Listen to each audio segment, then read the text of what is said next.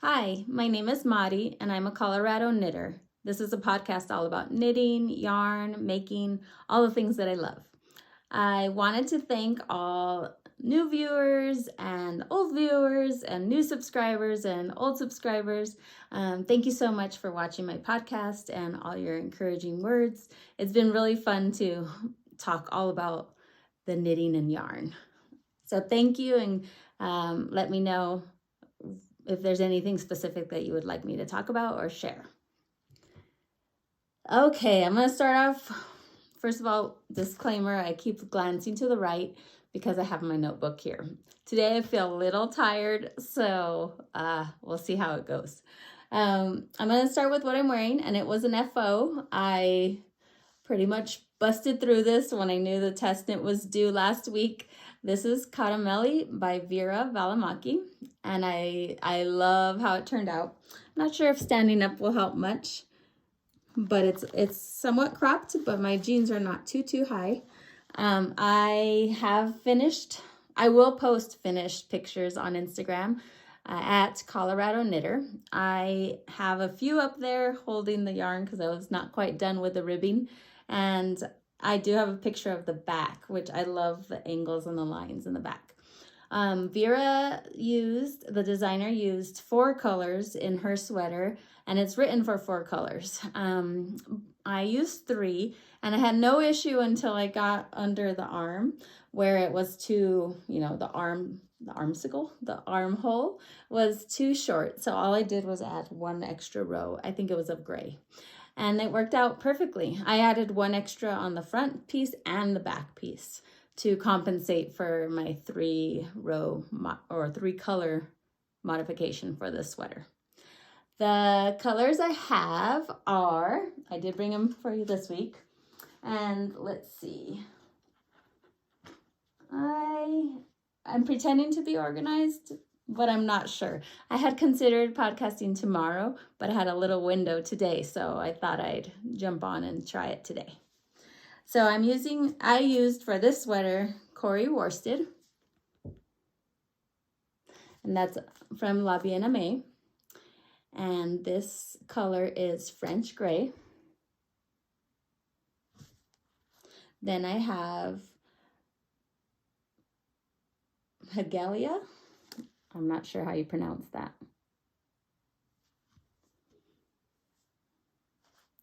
And this one is Nebula. And you can see these are the 3 colors. And I love these 3 colors. I had originally bought them. I had originally planned to do a striped sweater with these skeins of yarn, but I was thinking I'll use these 2 for a sweater, or was I gonna do this? So I actually think I have enough that I could still do something like that. I used only 1.5 of the French gray, 1.5 skeins, so not a lot, less than 500 yards. And then I used 1 skein of each of these colors. I have a smidge left, so I mean it was just to the end of it, but these are what I have left of these 2 colors.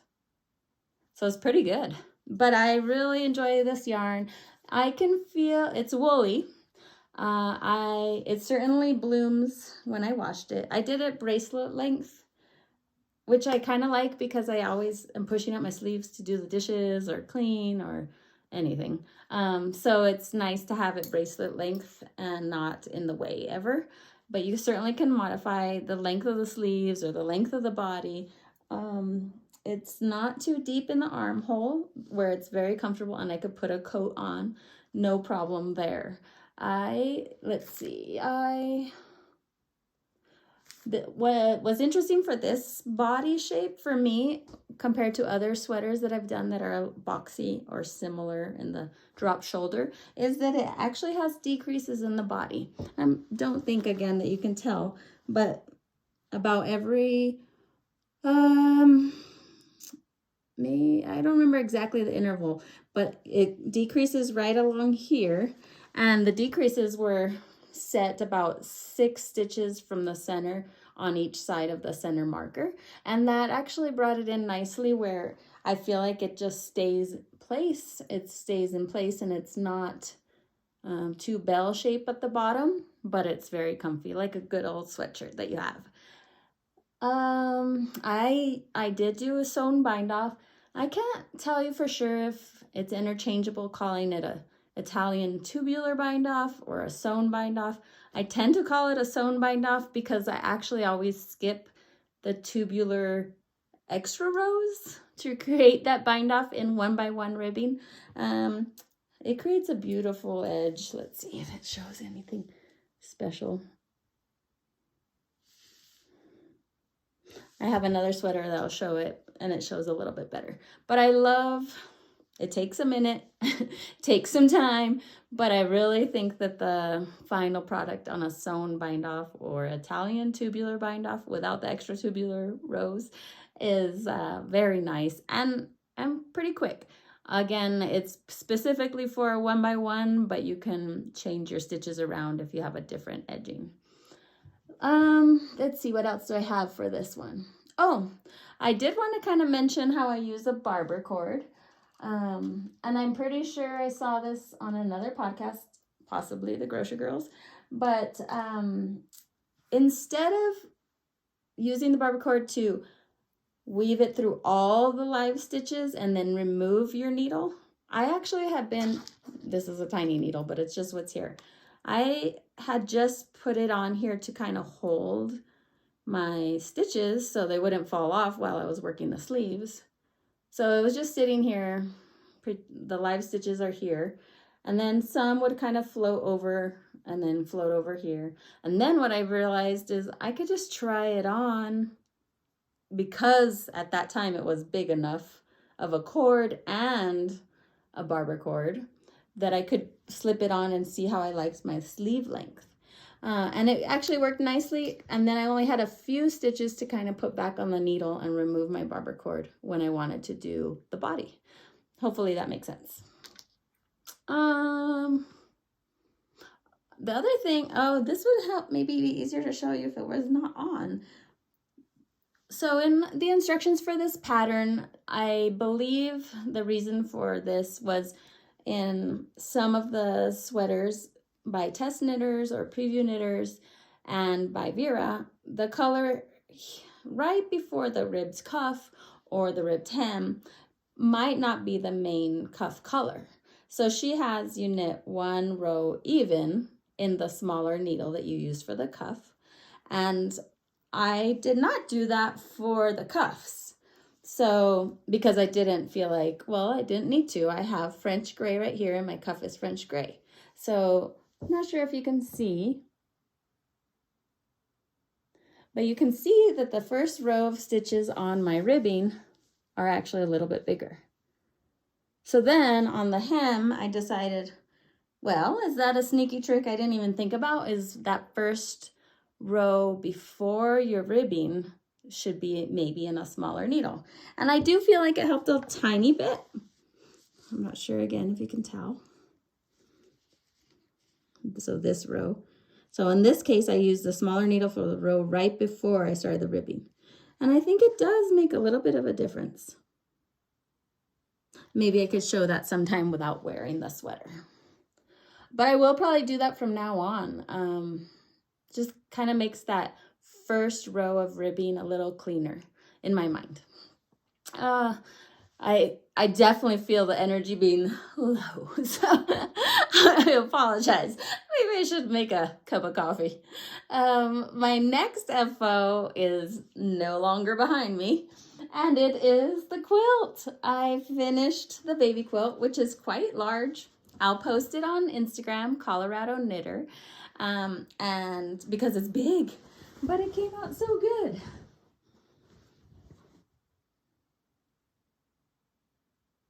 And so I would say I'm only 5'1", but it certainly is about my height.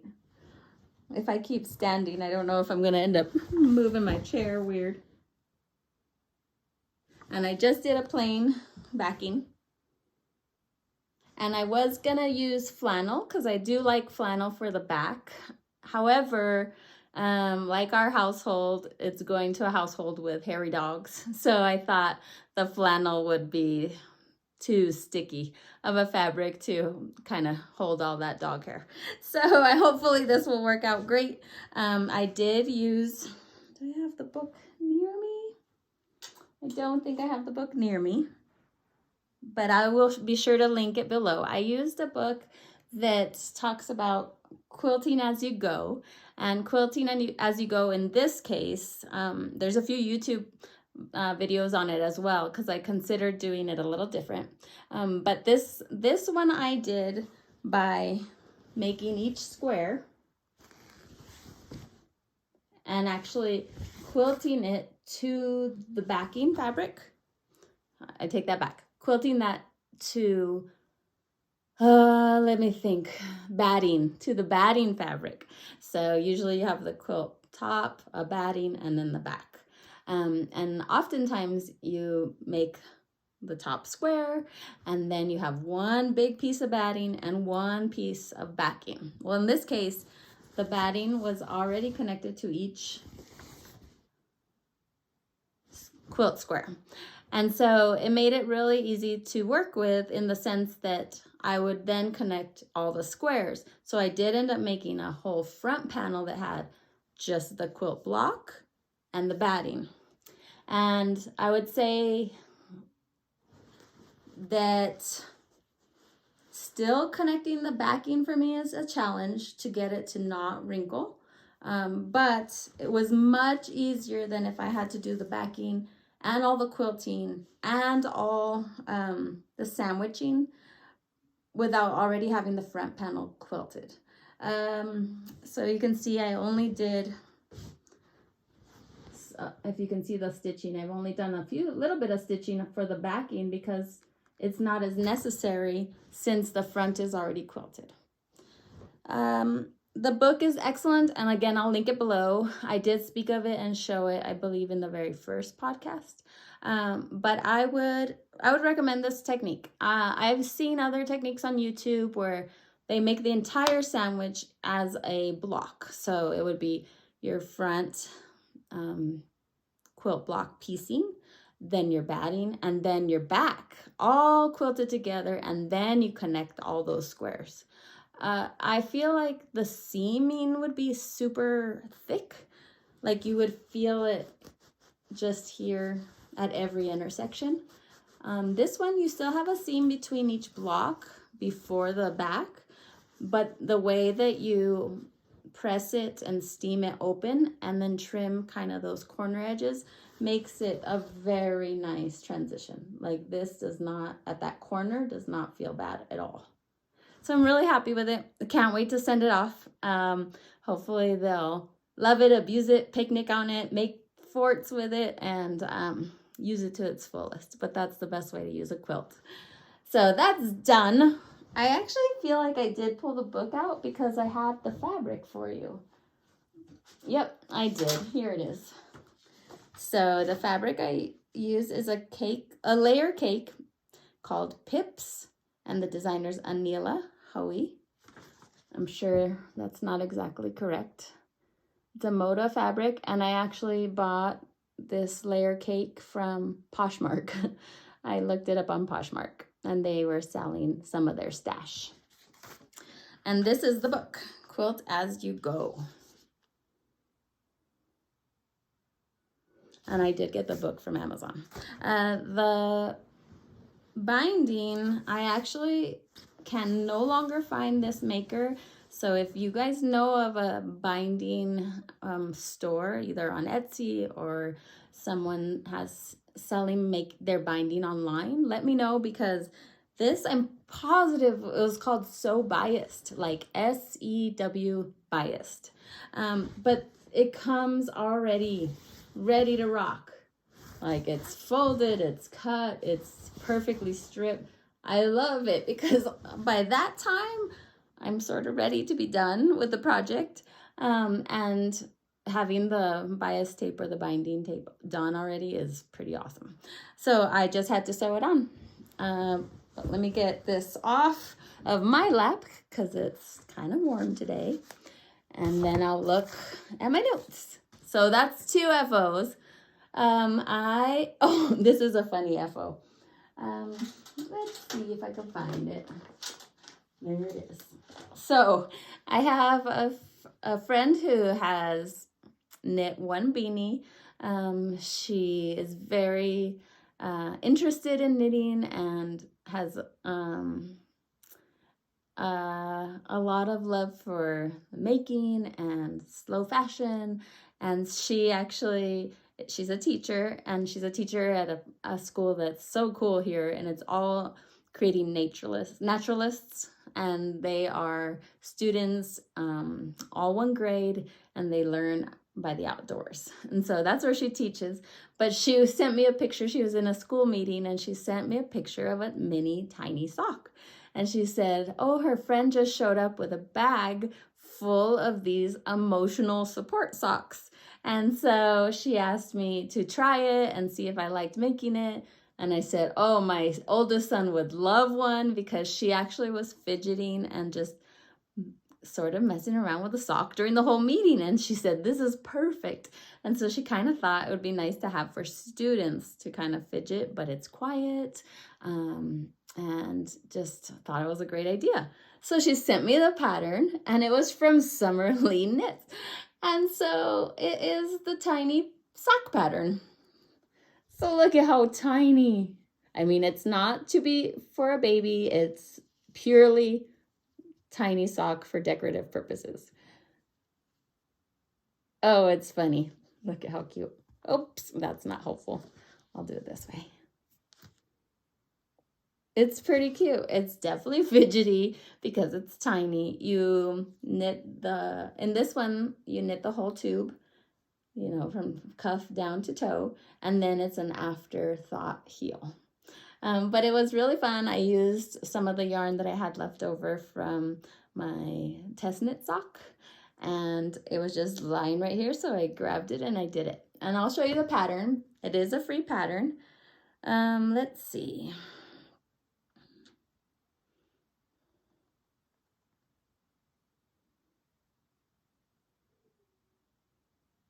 And it's again from Summer Lee.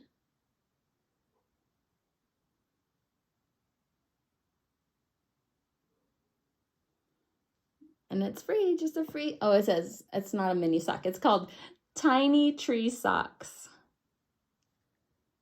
But she has the stripe version, plain version, lice version, which is what this one is. I think you just saw my notification for the plumber coming. Okay, let's see. That is, okay. Ooh, I feel distracted today. Okay, so those are my FOs. 3 FOs, that's pretty good. I'm pretty excited about that. And I totally count this tiny tree sock. But I can see how it could be fidgety, where you just kind of mess with it. I could see it being fun to mess around with. And it is quiet. That's a good point. So I did want to touch on the fact that I mentioned possibly doing the MCal last week. Stephen West MCal. It's a great experience, a fun experience. And on about Tuesday last week, I was like, you know, I'm really excited about my whips that I have right now. And so I'm just going to stay focused on those. And I felt very content with that idea. I saw the clue come out, Stephen West's great videos. So I was still content, because sometimes I have just too much going on, just like everyone out there. And I didn't want to push myself too much where I got too overwhelmed. So I did want to touch on that I had decided not to do it. And then I saw some of the feedback given to Stephen West regarding the design. And what I want to say is I am so in awe of Stephen West and the responsibility he took, the courage he had to listen to people who were hurt or unsure about the design, and he stood up and supported them and their feelings, and he withdrew that design Mostly I just want to say that he went above and beyond, and he truly, truly was courageous to listen. We need to listen, and I fail at that all the time. And so mostly I just wanted to send my love, and my heart goes to him. That's not a comfortable feeling, to know that you hurt somebody or you possibly gave a wrong impression out into the world. So I do feel for him, but I do think he did a very good job addressing what happened. So I hope you guys support him and continue to listen to each other, and have the courage to kind of step back and maybe look at it from different perspective. Okay, moving towards active whips. Active whips are going to be confusing for me today because I feel like I'm unprepared. Even though I think about you guys all week and want to talk to you and tell you all the things. But I'm going to start with what's on my desk right here in front of me. And things are probably going to fall all over the place. But I did try to put some rows onto this anchor jacket by Petite Knits. And I did want to clarify, I kept saying MIDKNIT Cravings for the yarn. And I must have been hungry, which I'm always hungry, but I kept saying it like it was so obvious and so clear. So let's see if I don't even have the label here right now with me, but it is MIDKNIT Cravings, which is a great name. And I actually told the yarn dyer, I keep saying MIDKNIT Cravings, and she laughed and she said, that's totally fine. It's a play on words. And she said that now her phone is so used to saying, or her writing MIDKNIT Cravings, that it corrects midnight to MIDKNIT. So I was appreciative of her just being funny with me about it. And I said it wrong. It's MIDKNIT Cravings, and the color likey. And this is what I have with other scraps of fabric and batting stuck to it. But I got one sleeve to completion. And this is where you can see maybe that tubular knit a little bit better.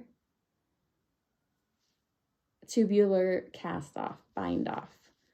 And I call it a sewn bind off in my case because I do not do those extra 2 rows of tubular for tubular bind off. But I'm almost done with the next sleeve. Super close. And then body and ribbing. So I'm hoping, oh, I did want to say this entire sleeve is using a different skein from the body. And I would say that's a pretty good match. I do not feel like that would need helical knitting. That is a beautiful, beautiful match. So MIDKNIT Cravings yarn is lovely. Let's see, what did I talk about here? What did I write down? Okay. Whew. I think that's it for this one. So I have the little baby Kirby sweater, the quilt, and then big sister sweater. So I'm hoping to send this next week. Okay, now the Saro cardigan. The Saro cardigan is my morning coffee knit because apparently my brain does not work in the afternoon. And right now, it's 2:30, so clearly I have an afternoon issue. This is probably in the middle of the row because I tried to do it in the afternoon and I couldn't. So the Saro cardigan, let's see, I'll look it up again because I see her patterns now and I really love everything she's made. Saro, I feel like it's like a repeat. So this is Saro cardigan. And her name is, does it say here? It's I think it's initially in French, or originally in French, so I'm not going to be able to say her name correctly. But this is her hashtag. And I'll link it below. She does have an Instagram account, so I will link that as well. But this is what I've done, and when my brain is working, I really enjoy it. The brioche stitch is quite lovely and easy to get in the flow. So here are the 2 cap sleeves with a little bit of a poof, just a little bit right here where it goes up. And the details are beautiful. But it is one of those knits where I need to focus. So it's going to be amazing. It's in the middle of the row, so I can't put it around my neck. But it's one of the knits that I love to just flow into, and it's meditative, but it's challenging. And I do think, what is her name? Aimee Mohair, she just had a podcast recently, and she talks about flow and how knitting can do that for you, where it's just soothing, and I actually feel my breath even out. And even though this knit, the Saro cardigan, is a challenge for me and I need to focus, I feel so peaceful knitting it. It's quite interesting, actually, but I'm really enjoying it. I'm enjoying the yarn that I'm working with, which is Tofino yarn, and Bien Aimee's mohair. But they're beautiful, and I really encourage you to go see Aimee Mohair's recent podcast about knitting and the feeling of flow in knitting. She said it so beautifully. Okay, so yes, that knit only works in the morning for me. One of the afternoons I tried to pick it up and it said DR1, and I was like, DR1? What is that? What is DR1? I have no idea. And like looking back at the abbreviations, it's not there. I'm like, oh no. So I just put it aside. I was like, great, I'm stuck already. I can't do anything else. And then in the morning, 5 a.m. comes around, drinking coffee, and I was like, DR1, all right, diagram row 1, just clicked. So I have no idea what happens to my brain in the afternoon. But let's see. The next thing I want to show you is my Starflight socks. So I did finish the chart. I sort of wish I didn't make the cuff as tall, but when I do that, I tend to just roll it, and I actually think it's cute rolled. But this is, so the chart's done on sock 1, and my dry hands are getting it to pill a little bit, but a good little shave will fix it right up. And now it's ready for the heel turn. So speaking of heel turns, I wanted to kind of address the 2 heels that work best for me. I always say I have sock or feet shaped like a Birkenstock, where the front kind of goes wide, but the back is a little bit narrow. But I have a hard time with heels that maybe are shaped more like a toe. So I have the best luck with the heel flap and gusset and turned heel. So heel flap, and then the gusset, and then the turn. And this fits my heel beautifully. I love the extra padding for boots. I'm not going to show this sock too much because that's a test knit.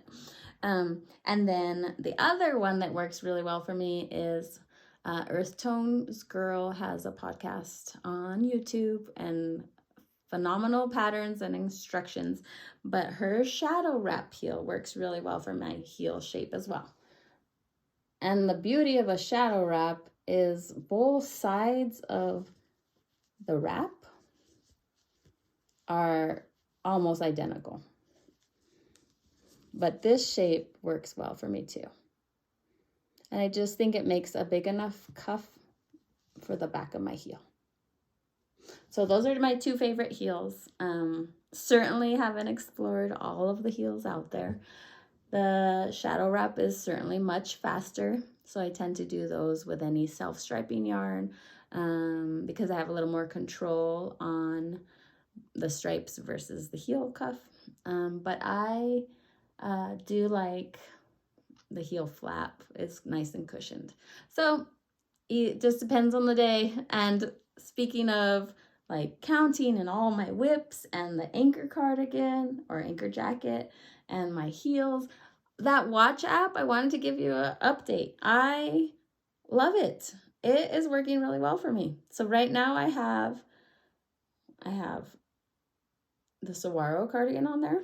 I have my test knit socks. I have my socks from that I just showed, the Starflight, these ones. I have my anchor cardigan on it, and I really like it because I feel like I'm now able to do my heel flaps on the go or take a sleeve in the car and not be worried that I didn't write it down on my good notes. It's working really well, and it definitely is. I haven't had a limit on how many projects as of yet, so I'll let you know if that changes. I'll make sure I link the name of it below. The one thing that I wish it did was, I wish it would sync to my phone. It's not an app on my phone at all. It is only a watch app, Apple Watch app. And if I wake up at 5 in the morning, sometimes I don't grab my watch to put on. I just come over here in this room and knit in the morning. And so it would be pretty nice to have it sync up. I don't know what row I'm on because the watch is still in my room where my husband's sleeping. So let's see.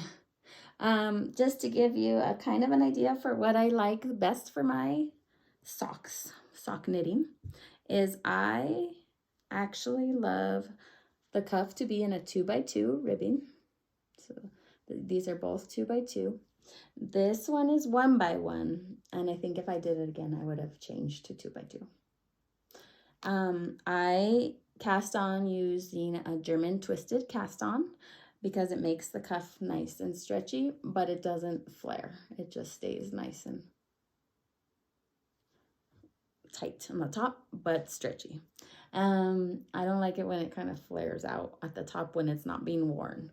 So German twisted cast on, 2.25 US 1 needle. I like 9-inch circulars.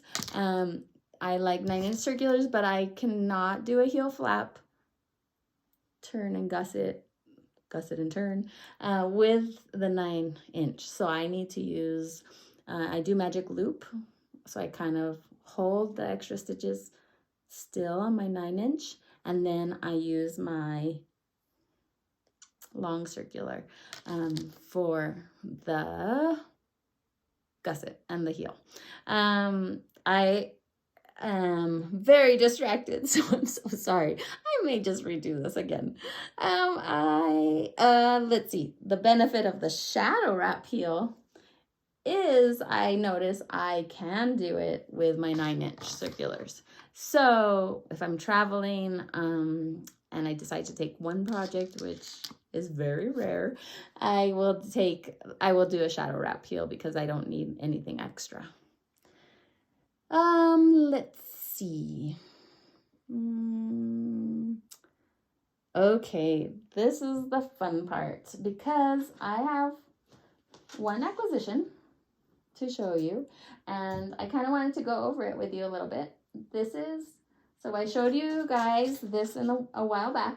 This is my Going Gnome guy, and I was wrong. He is not the Gnome of the Year on Going Gnome website. He's the Knitting Gnome. So here's the Knitting Gnome, and here's his knitting, which I have yet to glue in because I can't find my glue. And he just sits on sometimes I stick the needles in his beard to keep it where it goes. But I realized that his name, he was not the Gnome of the Year. He was the knitting gnome, and they still do have those on Going Gnome. But I wanted to get this year's Gnome of the Year. And it's from Going Gnome. And I kind of wanted to show you what it was like inside. So it'll crinkle, but I have not opened this yet. So everything for this little guy, comes in this bag. Now you do need to have a foam pad, which is a felting pad. They do offer that there. This is just some packaging from one of the kids' toys that I grabbed because it all fit in here. But this foam and these are on Going Gnome's website or Amazon. But limited edition 2024 Going Gnome of the Year. And you can see the felt that comes with it. So you can choose the tone of the Going Gnome you want. Here's the yarn that he's tangled in for the ball of yarn. I think I held that one above you guys. These look like possibly his pants.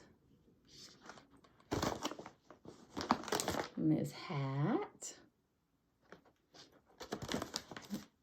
This is his beard.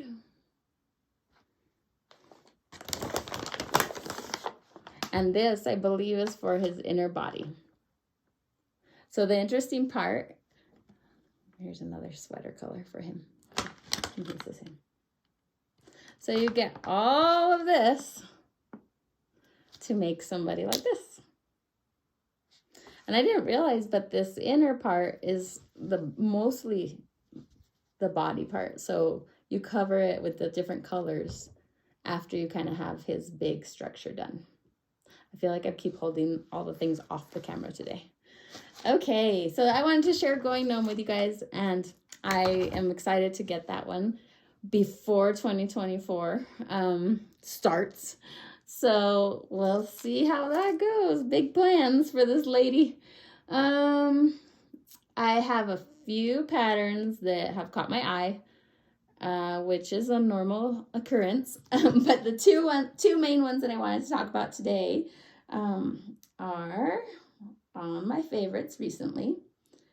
And one is going to be harder to find, is the Alder Sweater by Rebecca from Aimee. She has a lovely podcast too. She's really fun. It has great energy. And she just released this Alder sweater. I'm in love with the name Alder because she named it because it reminded her of a hike where you scramble on the rocks, and she felt like the texture really reminded her of that hike, which is super cool. I have in my stash Sunday Morning DK in cover to cover and 501s.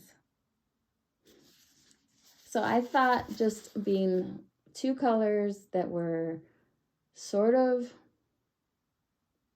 similar and not a huge contrast would be a really cool texture. That sweater is probably warm. I love the neckline again. Again, I like, as we've talked about, let's see if I can find a good picture of the high neck.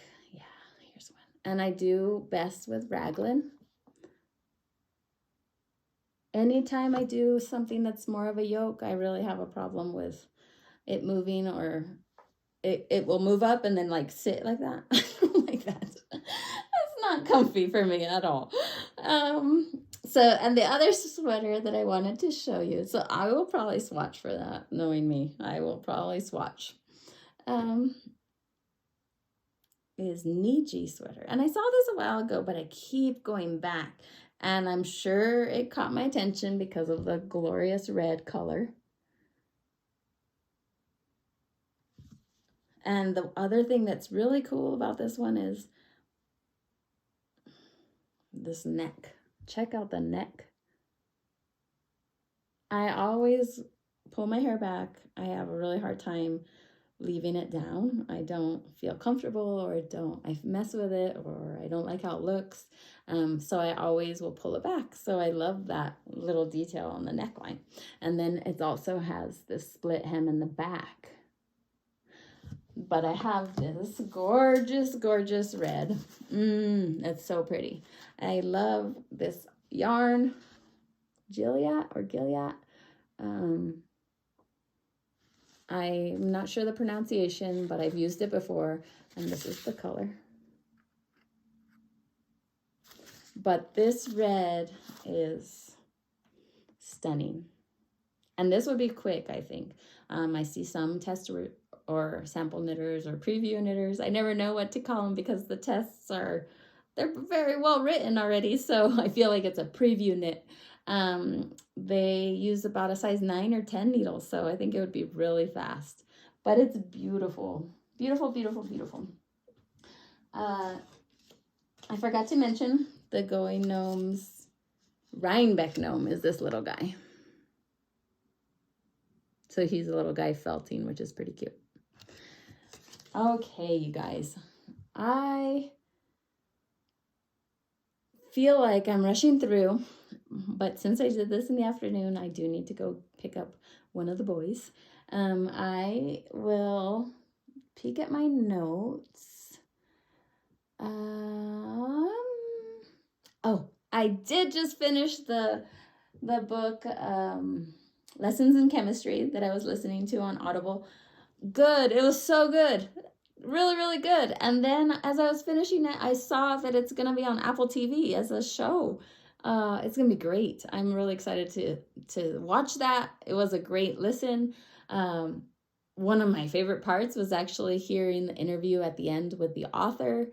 It was really fun to hear her process or why she wrote about that. Really, really great interview of the author at the end. So if you haven't listened to it, I thought the Audible version was excellent. And I'm excited to watch the Apple TV program of it as well. I think I'm going to head off. I feel low on the energy. So I'll have to see if this one goes out or not. But I love you guys. And I don't just say that, I actually really mean it. This is really, really fun.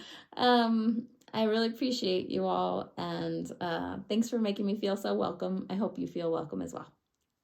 See ya.